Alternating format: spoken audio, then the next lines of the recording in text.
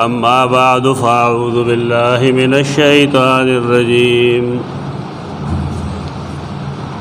بسم الله الرحمن الرحيم وهو الذي أنشأ لكم السمع والأبصار والأفئدة قليلا ما تشكرون وهو الذي ذراكم في الأرض وإليه تحشرون وهو الذي يحيي ويميت وله اختلاف الليل والنهار أفلا تعقلون السمیع البصیر دعا اسماء الہیو چراغین مونگ بحث کو تیرہ جمعہ کے تقریباً سباز اختتامی خبری دے باب کی شوئے سمع و بصر لیدل او قتل او ریدل دا اسباب دا علم دی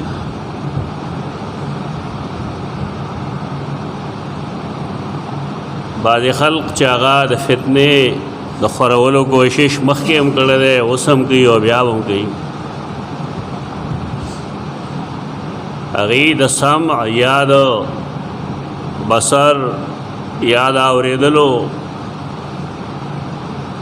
په ځای د دې چې د الله هغه صفت تسلیم کړي کوم چې هغه ځان دپاره ویلی دی د هغې نه انکار کړي او وایي د دې مقصد علم دی پویا دا یعنی سمیع علیم و بصیر مانا پویا نویرا کدا ہے زیونی چالتا کہ سمع سرا سمیع سرا علیم راضی بیا وسکو ہے بصیر سرا علیم راشی بیا وسکو ہے بنیادی فرق منگا مخکنا بار بار خودل دے چې د الله صفات او د مخلوق صفات د دې آپس کې د ګډوډېدو سوال نه پیدا کیږي خالق خالق دی او مخلوق مخلوق دی دې کې تشبیه مشبیه نشته دی تیر جمعه مونږ ویلو چې لیس کمثله شیء وهو السمیع البصیر الله سمیع و بصیر دی او د هغه په شان دی څوک نشته خلقو ته دا بحثونه یو ګپ لګي چې رګند دا څه نوې فتنه ده دا نوې فتنه نه ده دا زړه مسله ده د الله کوم صفات چې صحابه کرامو څنګه منلي وو د هغې داسې نو منلي کوم چې دغه خلک وایي چې سمیع بمعنی علیم و بصیر بمعنی علیم بلکہ سمع و بصر دا دا اللہ زیاد صفات دی نور صفات دی اور دا دا عبودیت دا پارا ضروری دی دا چا عبادت چکولی شی ناغی کی وا لیدل او قتل دوارا موجود دی رئیس الموحدین سیدنا ابراہیم علیہ السلام چې د شرک خلاف کوي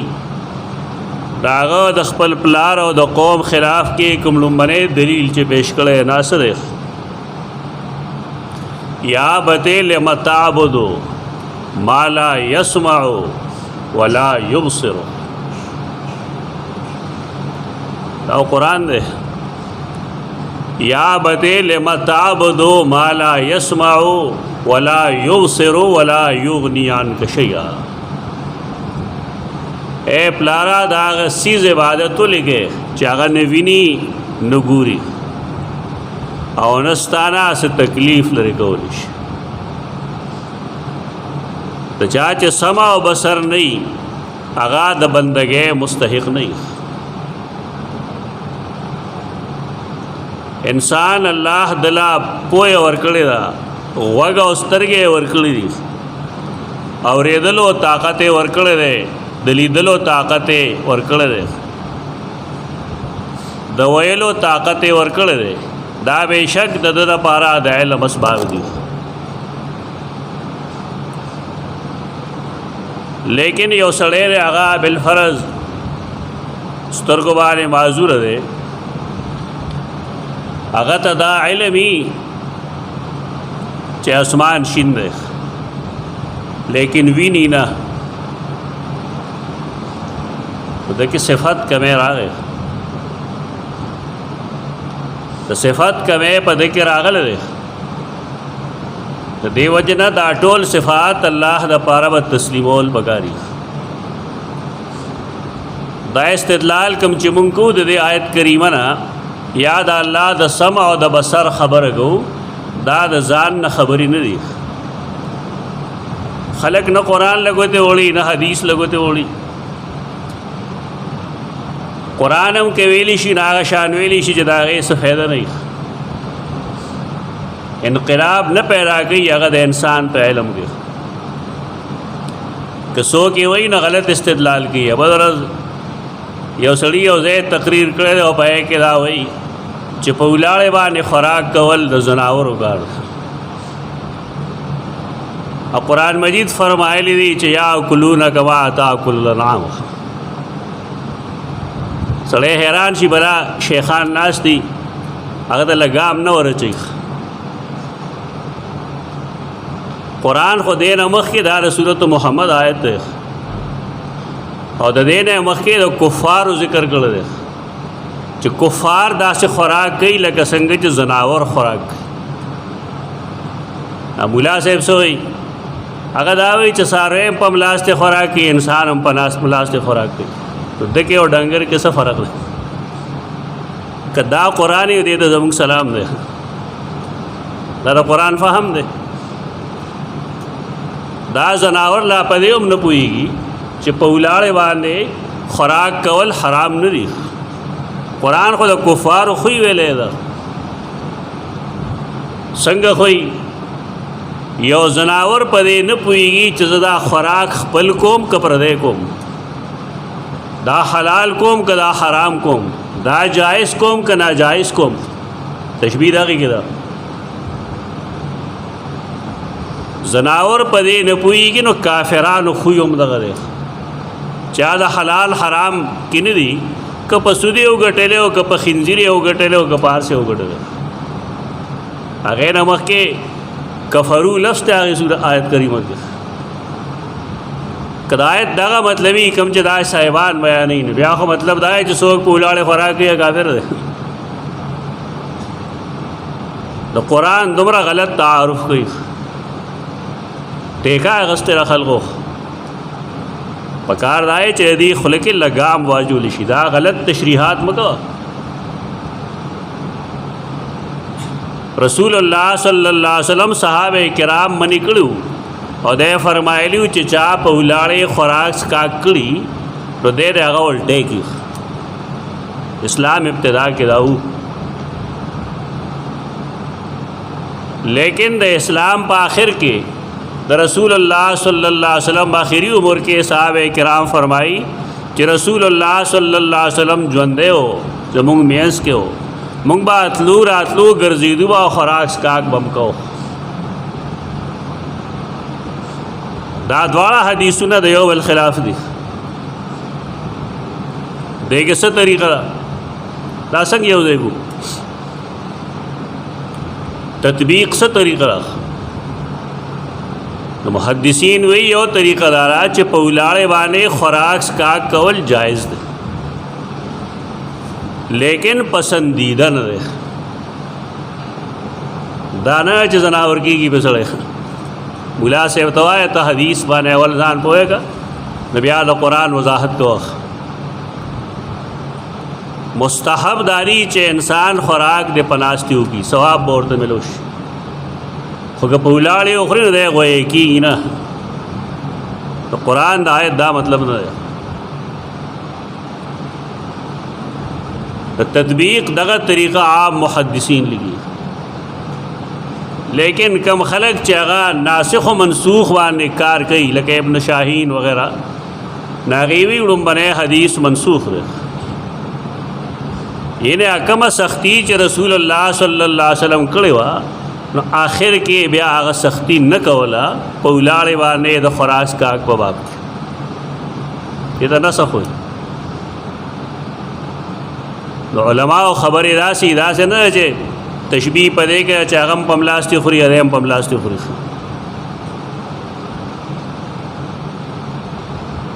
بیا قول او فعل کې تضاد دی. تاسو لکه نن څوک حاجي صاحب راشي د عمرې نه راشي اتاله زمزم در کې تاسو چل گئے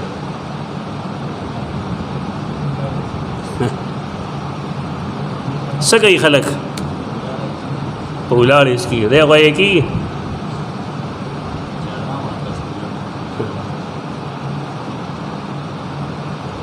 زمزم او په ولاړ یا خلک کې چې هغه ته کعبه ښکاري.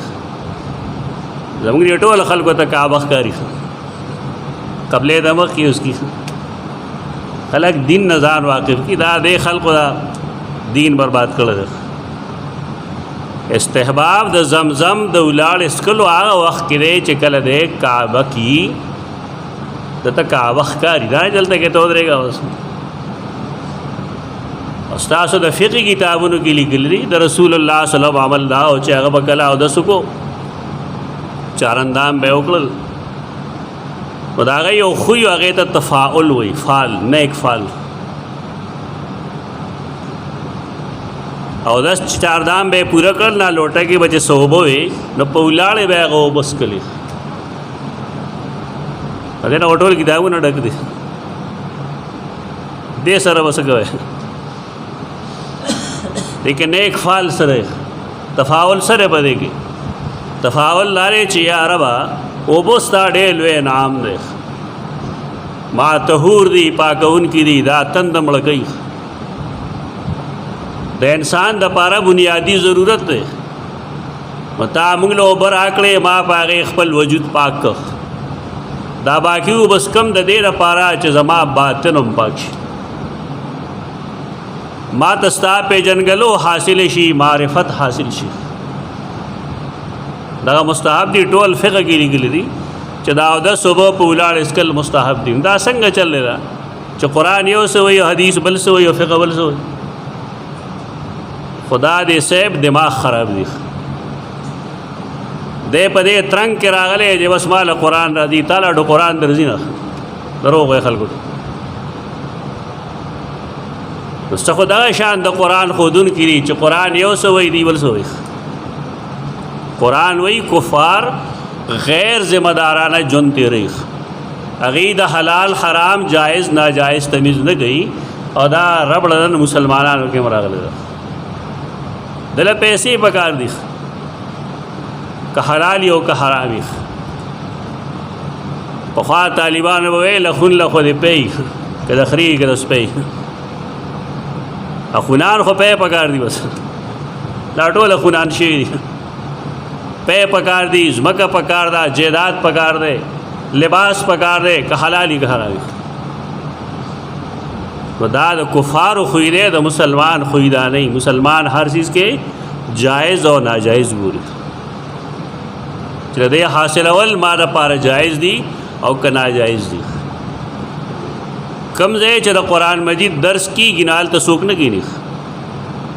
پدی نکینی چو قرآن ددنا سا مطالبہ گئی چې شرک پرې ده توحید خپل غخ سار وختي مونږ لپاسه زکات به ورکې درس کې وسوک نه البته چې کم دی د قرآن ختمي خلق زی او پیسې ورګي اسه ختم جی پیسې ورګي خلق اسوي خلق خوشاله د خلق قرآن سره مینه ده دې ته مینه وای. قال الرسول یا رب ان قوم اتخذوا هذا القرآن مهجورا. قرآن لک رسول بعد قیامت پر زوی چې ربا دې خلکو قرآن پرېخو پرېخودل دې ته وای چې ته واقف نه دې کې څه وای مات قرآن چې کله نازلې دو نو صحابه کرامو د قرآن څه مطلب غوښته هغه مطالب د حدیث په کتابونو کې شته کنه تا ته ضرورت نشته راغی چې ته ځان لګیا کېږي او تو تنور کې بس 100 روپے خیر د قرآن مجید تفسیر هغه حدیث کې موجود دی. د قرآن مجید تفسیر پائے کتابونو کې موجود دی چې هغه تفسیر بالماثور گئی لکه د ابن جریر طبری تفسیر یا د ابن ابي حاتم تفسیر نورم به شمیر شته. صحابه کرامو څه مطلب اغسته د دې سيزونو؟ ورستو خلق پیدا شي نو دا قسمه بکواسات شروع دي. سمع و بصر لیدل او قتل ته وي. نوم ټیک دی یو دی لیدل او قتل، لیکن د انسان لیدل او د خالق لیدلو کې سوال نه پیدا کیږي، نسبت نشته سره. د خالق لیدل د هغه د شان مطابق او د مخلوق لیدل د هغه د شان مطابق. سنن ترمذی او بنیادی کتاب دی، چونکه څنګه چې زمونږ خلق قرآن وایي که نه نو دا شان حدیث هم وایي. د قرآن مذاق اړاویږي، د حدیث مذاق اړاویږي. په دې وجه باندې قرآن او حدیث بتوي نه تا ته وي دا چا عقیده ده؟ چا عقیده ده؟ د مسلمانانو عقیده ده. د قرآن او حدیث نه بار عقیدې ګوري. دا سنن ترمذی سمونږ نه لیکلی، دا امام ترمذی لیکلی دی او دا هغه سړی دی چې دا د امام بخاری ډېر نږدې شاګرد دی او دته دا کمال هم الله ورکړی دی چې امام بخاری تقریبا د دنا 17 حدیث روایت کړي دي. دا هغه استاد هم دی. د یو حدیث نقل کوي دلته، حدیث نمبر 669. خو کاش چې دی حدیث ویلی دا صرف په دې جګړې کې چې رفع الیدین شته او که نشته، امین په جګه شته او که نشته، دغه فقهي اجتهادي اختلافات، هغه اختلاف مضر نه دی، دا خو د عقیدې مسله ده. د حدیث پیش کړی 670 نمبر باندې. سمعت ابا هريره رضی الله تعالی عنہ قال رسول الله يقول قال رسول الله صلی الله علیه وسلم ان الله يقبل الصدقه وياخذها بيمينه. څوک چې خیرات وکړي نه الله په خپل خلاص کې هغه واخلي. فيربيها لاحدكم، ناغه صدقات تاسو د پاره ډېرې خلک وی بیماری ډېرې دي، وجه دا چې تاسو کره صدقه نشته. کم کور کې چې صدقات ډېرې هلته بیماری نه وي. او حدیث کې واضح راځي د بیمارو علاج صدقات باندې وکړي. ونار سړی د پدې کې جمال وسوک راګي، دا څوک نه وي چې را ماته څوک سړی ملو شي جزا غله صبر کوه. مسلمان ډېر کمزوري شوی دی، ډېر ذلیل شوی دی. کنن یو سړی پاس یو هغه دا وایي چې بھائی ما سره یو 2 لک روپۍ د صدقې شته دی، څوک مستحق شته، دا مالدار به لاس پورته دې ته بې ضمیري وایي. اج دا وخت خلقو کې چې انسانانو کې عزت نفس وو، کتاب چاله زکات ورکو نو به نشو ورکول، او شرمېده په زکات غستو چې خزه زکات ستنه وا. اوس خو مالدار خلک دی، حکومت هغې له زکات ورکوي. فهارس وګورئ د خپلو کلو د زکات کمیټې وګورئ، په هغې کې د کومو خلقو نومونه دي. دا د بې غیرتۍ حد دی چې مستحق خلق پاتې شي او غیر مستحق مخکې شي. یو سړی پنشن اخلي، د یو سړي دکان شته دی، د یو سړي ځمکه شته دی، یو سړی سروس کې دی، دته کم شریعت اجازت ورکوي چې هغه زکات واخلي. ټیک ده زکات به نه وباسي، لیکن شریعت خدای مستحق کړی نه دی. مستحق هغه دی چې هغه د دنه کم دی. داسې بې شمېره خلک دی غریبانان، کور کې د هغې بې شمېره مریضان دي، لیکن هغې ته زکات نه ملاوېږي. بل صدقې دپاره د ډېرو پیسو ضرورت شته دی. د خلکو خیال دا چې زه صدقه دې ته چې تش 15 دیګونه باندې یو غریب له یو وخت روټۍ ورکړې دې ته هم صدقه وایي. یو ماشوم دی هغه ته فیس ته بالفرض 200 300 500 دغه ولا ورکړه، دا هم صدقه ده. د دینی مدرسې طالب علم دی هغه ته د کتاب ضرورت دی 500 روپۍ باندې کېږي والا ولګه ته مړ کېږي د لوګې او زمونږ خلک دی اسلام صرف دیته وي بس مونځ کوه دا کافي ده صدقې ته صدقه په دې وجه وایي چې په دا تصدیق کوي د زړه د ایمان صدقه چې نه وي پکې د تصدیق مونږ سره څه نشته دی څنګه تصدیق دی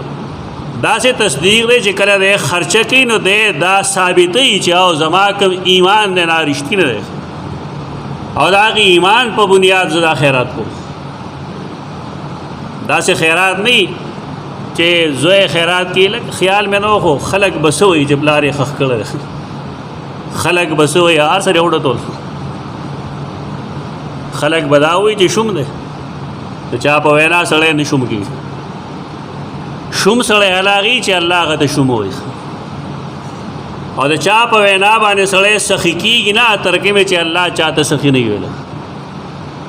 دا سوچونه ختم کړه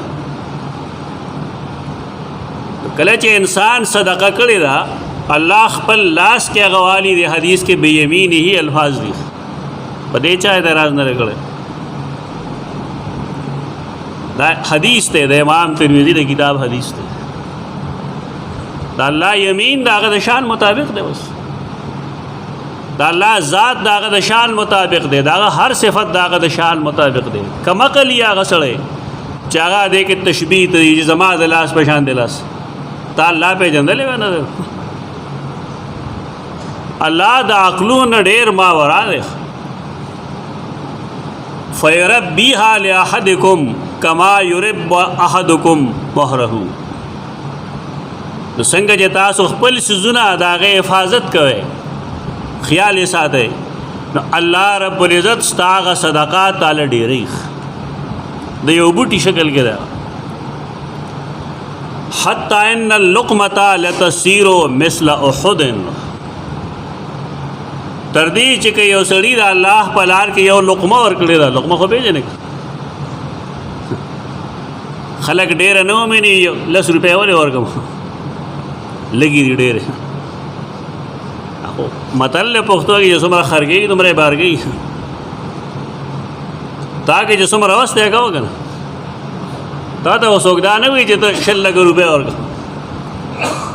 خیرات کې اصول لایي چې هر سړی دی حسب توفیق ورکوي لا یکلف الله نفسا الا وسعها هر سړی د خپل وس باندې پړ دی څوک چې څومره کولی شي هغه مرضي کوي تر دې چې که یو سړي یو لقمه ورکړې ده یو نوړی ورکړی چاله لتصیر مثل احد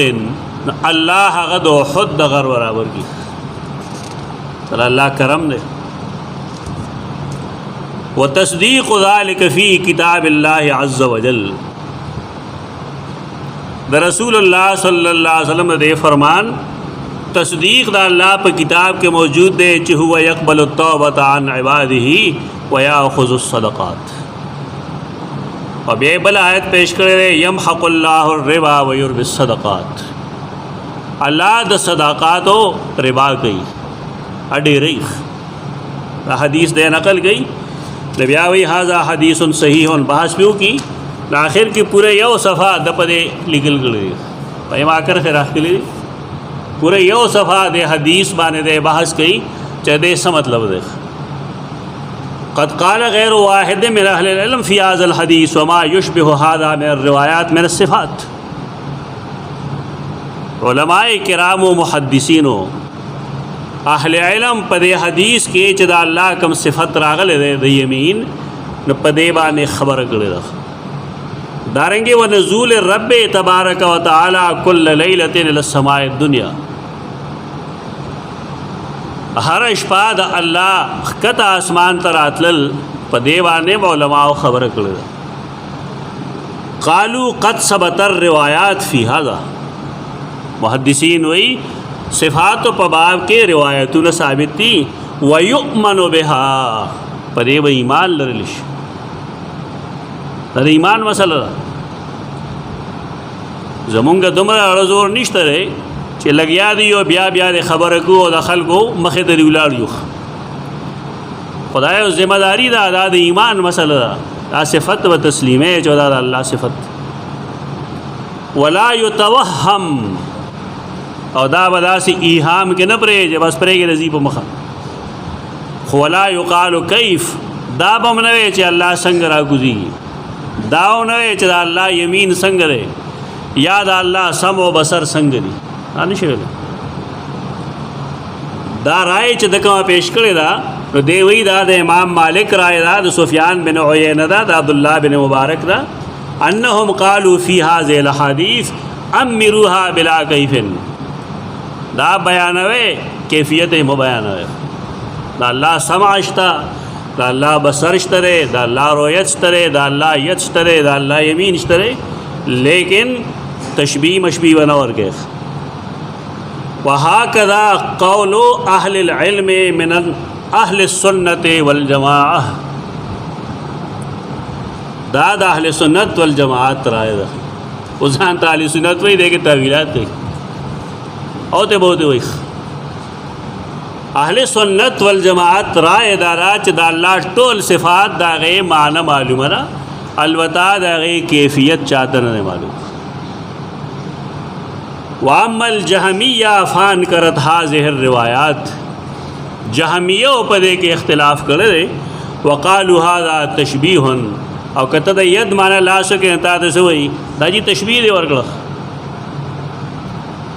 دا که سنن ترمذی ویلې دا مسله ونه جوړه ده خدا حدیثو هو مذاق اڑاوی کی بس شاگرد لګیای سبق وې استاد بس ودناستی دا یې موږ حدیث ویلې دوره حدیث یې کړل دوړې لګولې څنګه چې خلک دوړ د قران لګي بیا وی چې دا سے خوراک کی لگا ڈنگر چ خوراک التم دا چل لے التم دا چل پکار دارے رائے تنبیہ دا چ خلق ویخشیخ دار وی پری دا کما چ قرآن و حدیث سره خلق شروع کړل خټ ډیپت کې گہرائے کې دې ته گزیدل پکار دی چې زمونږه عقیده سره او زمونږه محدثین موږ ته خود لیدل دا سره دا ابن تیمیہ نه ده چدا جی ابن تیمیہ دا رائے دا امام ترمذی نے وقد ذکر اللہ تبارک و تعالی فی غیر موضع من کتابہ اللہ پخپل کتاب کے ډیر زینوں کے ذکر کرے رہے الید والسمع والبصر دلاس ذکر کرے داورے دو کرے دلی دل کرے فتأولت الجہمیۃ هذه الآیات وہ دیکھے جہمیہ تعویل کر دے ففسروها على غیر ما فسر اہل العلم تو دے آگا تفسیر کی چاہا اہل علم نہ گئی سا مطلب دے جہمیہ دا علماء نہ دی دا سا منطقیان فلسفیان دی دا کلامیان ملامیان دی کہ علم نشتا دا تش عقل پسے بندے وہی زغلیخ وقالوا ان اللہ لم يخلق آدم بیده دیدام وی چی اللہ آدم پخپل لاس نو جوڑ کرے بیا وی وقالوا انما عد الید ہا ہونا القوہ ید مانا ذرا قوت تاجے سو قرآن خی کنا آج ټول سیوان دے کے لگی آری چپلانے میں دیو گو دے نہ دے ادا دما دے گس لاس کار دے میں کہا گپ شپ میں لگا وے اللہ تبسو آئے دا سو آخر چا اللہ خپل کتاب کے خپل صفات بیان کرو تبی پا خپل ہم نپوئے دے نور دے پہ ہم نپوئے ہو تشبیح بکلی نو دیوئی انما یکون التشبیح اذا قال یدن کیدن او مثل یدن تشبیح بلا گئی ہوئی چا سڑے دا ہوئی چا دا مخلوق پشان لاسے یا دا مخلوق پشان لوری یا دا مخلوق پشان گوری تشبیح دا غرہ دانا تشبیح چا اللہ کم صفات زان لبیانی نتوے چیرہ گندے دام تشبیح رکھ بیگام قرآن مجید کی آیت کریمہ ہے پائے کہ جملے لکھے دا اللہ علی و کبیر دے نما شاگردان تو خول جدا ترجمہ موزی القرآن ترجمہ دا اور دا کمالی ترجمہ دا لیکن زبن خلق خو نہ دا کتاب پا اہمیت پوئی نہ دا علم پا اہمیت پوئی زما یقین دی چې دلته کوم کسان ناست دي دا د دې کتاب اهمیت نه معلوم. موضح القرآن هغه کتاب دی کوم چې مولانا حسین علی رحمه الله د خپل استاد نام لفظي ویل دی. مولانا حسین علی خپل استاد لفظاً ویل دی. او دا کتاب دا د شاه ولی الله رحمه الله د زوی کتاب دی. دې ته الهامی ترجمه وایي. دا العلی معنی هغه څه کړی ده؟ سب سے اوپر. وهو العلی، الله د ټولو نه پورته دی. نو ما شاګردان ته ویل دي صاحبان نو ته پوسئ چې دی جهمي شوی دی، په غویانو اورېدلي وو. د الله کوم صفت چې هغه ځان له ثابتي ته څوک چې د هغې مخالفت کوي. او بیا مې هغې ته یو نکته مښودله، الله الصمد د هغې معنی کړې ده، شاہ صاحب معنی کړې ده د هغې نرادھار ہے، الله نرادھار ہے. بیا د عطا الله شاه بخاری لطیفه مې کړې ده شاګردانو ته ویږه چې عطا الله شاه بخاری وي ما دا قرآن لوستو ترجمه نرادھار له چې ورسېدم نو زه په دې نه پوهېدم دا څه معنی ده. لکه پنجابي دا نه ده، هندي دا نه ده، اردو دا نه ده، فارسي دا نه، څه مطلب دی؟ هغه وایي مونږ سره بمبئی کې یا دہلی کې جیل کې یو سیکو مشر بوډا ډېر پوهه سړی ډېر کتابونه یې کتلي وو. نو هغه نه ما تپوس وکړه چې نرادھار څه ته وایي؟ په ګډېدو شو هلته د دې تعلق علم ادب سره دی که لټریچر سره دی. سړی چې د کم فن ماهر یا لفظ واوري که نو سر سنډېږي ډېر وخت. ما ته چې عجیبه سړی ګډېږي ما پوهې نه. نو هغه ما ته وویل چې دې لفظ دا سنسکرت چې ورته وایي خلک دا هغې لفظ دی. او درې معنی هغه ذات دی چې د هغه کار چاته نه وي ولاړو او د ټولو خلکو کارونه هغه ته ولاړي. دا صمد معنی کړی. زمونږ اردو والو حوالو کې بے نیاز دا معنی ده لیکن اوس نشته. پښتو والا وایي بې حاجته دی، دا هم پوره نه ده معنی، دا نیمګړي ژبې دي. الذي يصمد الیه فی الحوائج. دا کتاب دا غور سره وګورئ، د هغې رکو نه د هغې دوه درې کرښې وګورئ چې قرآن وپېژنئ چې قرآن څه شی دی. مختصر کتاب دی. دوبار کې دا سو کفر نه دی، یو صفت الله ځان له ویلی ته د هغې نه انکار نشي کولی. دا به څه وي چې دا خو چې الله له جهاد ثابت شو، ستا دماغ کې شیطان میتیازې کړي د هغې مونږ ذموار یو، مونږ ته جهاد اخلو نه. دا د الله صفت دی او د هغه د شان مطابق دی، پورته طرف دی. بس هر څنګه جي مونږ ته څه خبر یو، لیکن الله علی دی، علو کې دی. بیا وی دا چې واما اذا قال كما قال الله يد وسم وبصر ولا يقول كيف ولا يقول مثل سمع ولا كسمع فهذا لا يكون تشبيها.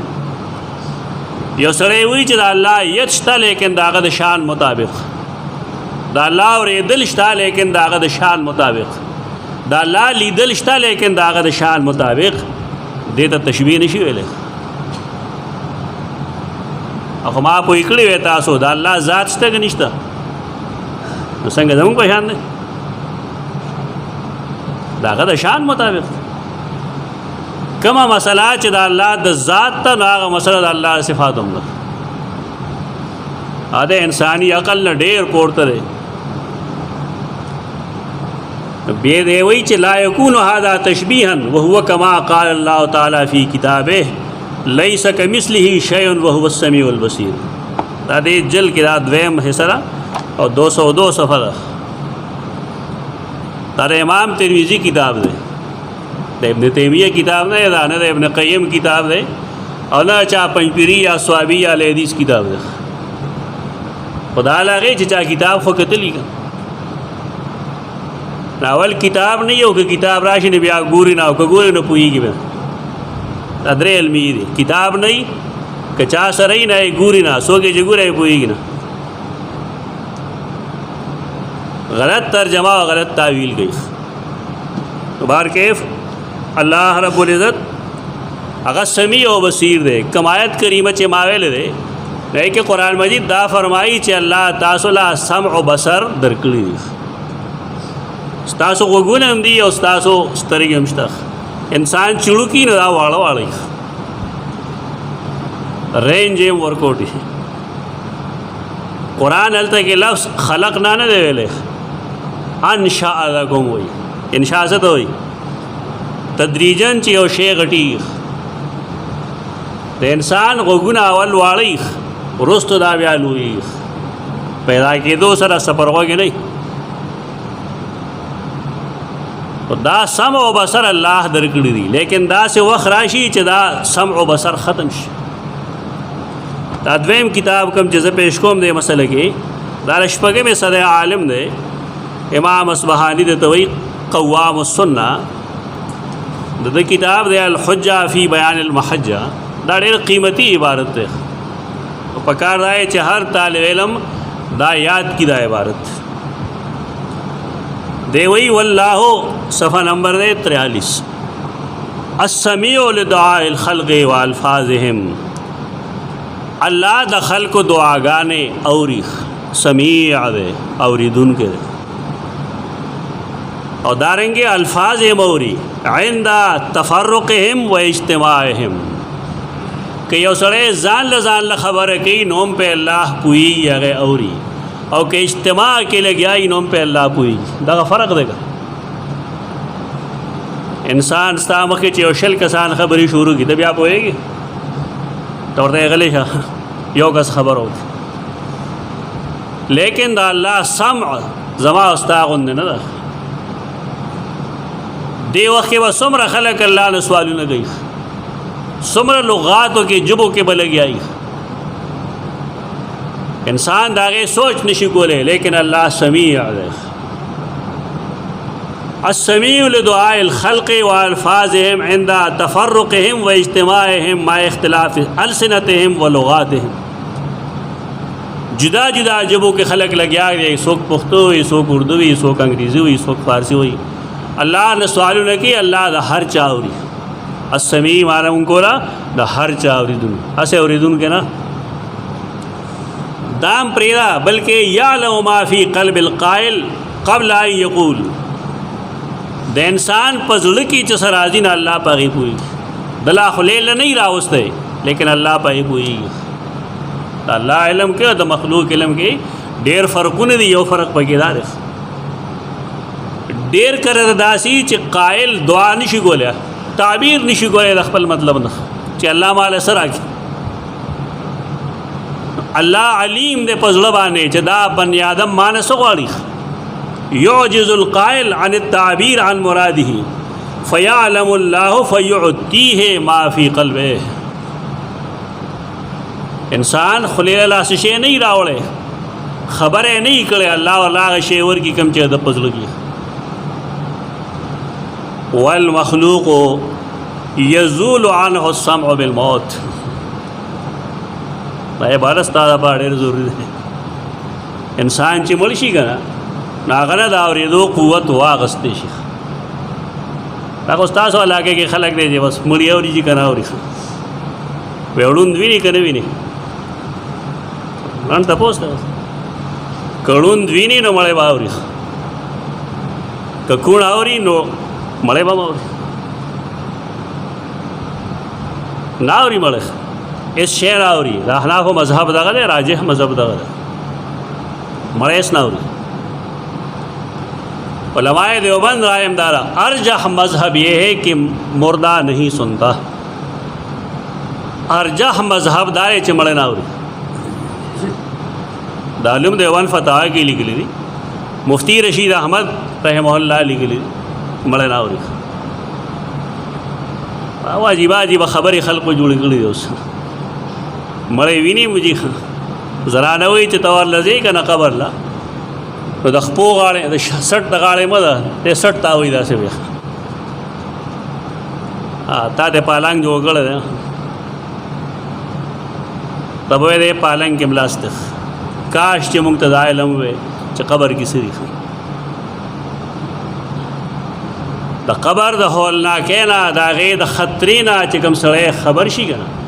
هغه دا بکواس نه کوي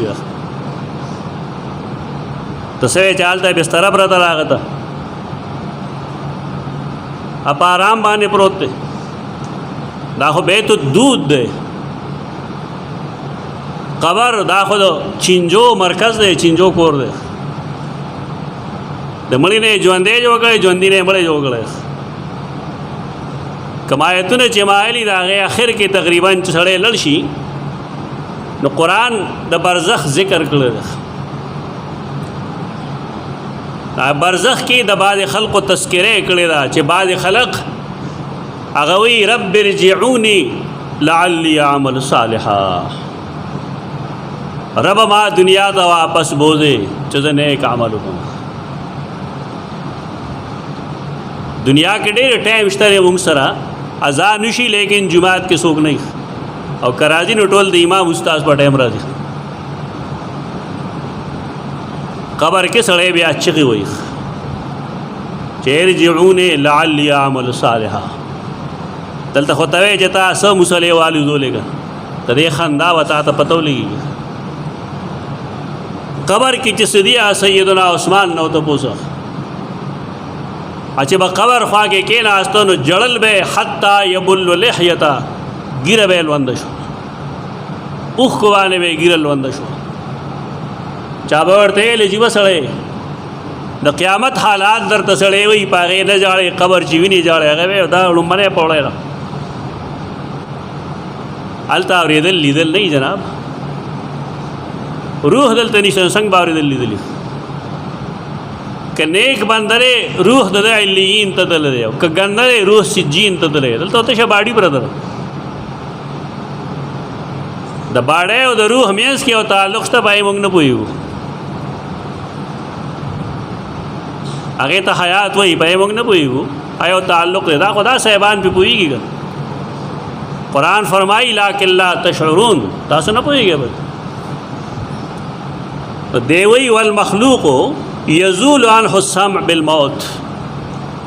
د مخلوق نه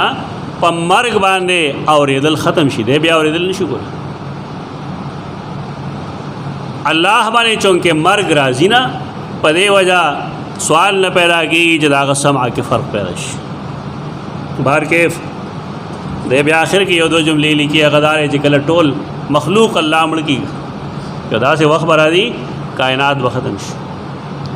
وَيَبْقَى وَجْهُ رَبِّكَ ذُو الْجَلَالِ وَالْإِكْرَامِ خالق به یوازې بس اس به نه وي دی وایي فَإِذَا لَمْ يَبْقَ أَحَدٌ قَالَ لِمَنِ الْمُلْكُ الْيَوْمِ پاروز به الله تپوسو کی نن بادشاهي د چا ده خلکو به ویل دا کور زما دی دا ځمکه زما ده دا شی زما دی دا شی زما دی دا زما دی نن د چا څه دي فلا یکون من یرد څوک به یې نه چې به جواب ورکړي فیقولو لله الواحد القهار الله به اعلان وکړي نن اختیار او اقتدار د هغې واحد دی چې قهار دی زبردست د الله د صفاتو مقصد دا یي چې د انسان په زړه کې د الله صحیح مرتبه قایم شي دا چې تا هغه نه یو ګوډاګې جوړ کړی چا خبر نه دی یا اورینا یا وینینا یا ګورینا یا علم نه لري یا قدرت نه لري الله په هر چیز قدرت لري الله مینه کوونکی دی سمیع و بصیر دی هر څه ویني د هر ځای نه ویني د هر چا هغه ویني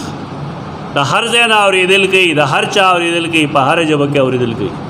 لہذا انسان دی خپل حاجتونه خپل رب ته پیش کوي د الله نه سوا خپل حاجتونه دی بل چا ته نه پیش کوي اقول قولی هذا استغفر الله لكم ولسائر المسلمين